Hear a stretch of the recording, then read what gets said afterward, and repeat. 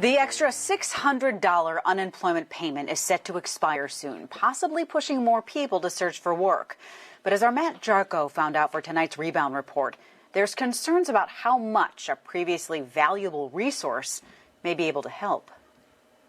For Christian Bailey Steenport, if they weren't there to help me, I probably wouldn't have made it. The Workforce Innovation and Opportunity Act, WIOA, was a path to success. It all started a couple years back. I actually was in Green Bay and I got arrested for armed robbery. Once he was released, Bailey Steenport connected with a WIOA agent who helped him get out of a troubled neighborhood and through school. I seen the opportunity and I went for it, and that was probably the best decision I ever made in my life. And his story is similar to many others.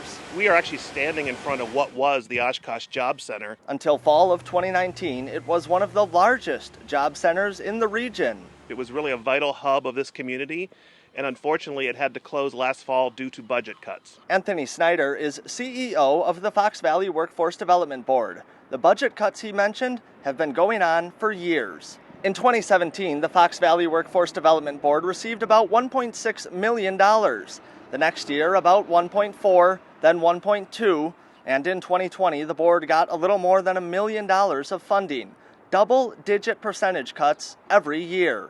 Those dollars from the Workforce Innovation and Opportunity Act help fund job centers and pay staff, all to help people find work and get back on their feet. The need for those services is now at a peak. We simply will not be able to help the tsunami of unemployed people that are about to splash into what's remaining of our job centers. To understand where the answer to this problem may come from, we should explain how these job centers are funded. The Federal Workforce Innovation and Opportunity Act, signed into law in 2014, appropriates workforce development dollars to the states based on unemployment, poverty, and population. In Wisconsin, those funds go to the Department of Workforce Development and then into 11 workforce boards across the state. The Workforce Innovation and Opportunity Act expires at the end of this fiscal year. The Relaunching America's Workforce Act reauthorizes WIOA and invests $15 billion in workforce training and career and technical education.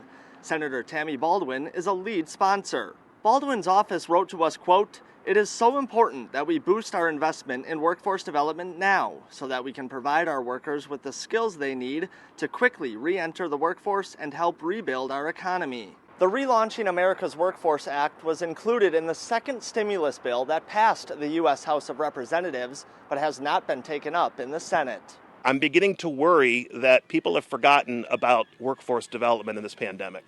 And right now, job centers are closed because of the pandemic. Snyder and his staff have continued services. What we're trying to do is serve people virtually. So if you visit our website, foxvalleyjobcenters.com, we have a form where we're collecting names and contact information for people who are permanently unemployed so we can start talking to them. But without additional funding, there are going to be more closed job centers like this one. There's going to have to be more staff laid off. And there won't be dollars available to train people for the jobs that our region needs to fill. A key piece of the job search puzzle that leaders of local job centers are trying to keep together.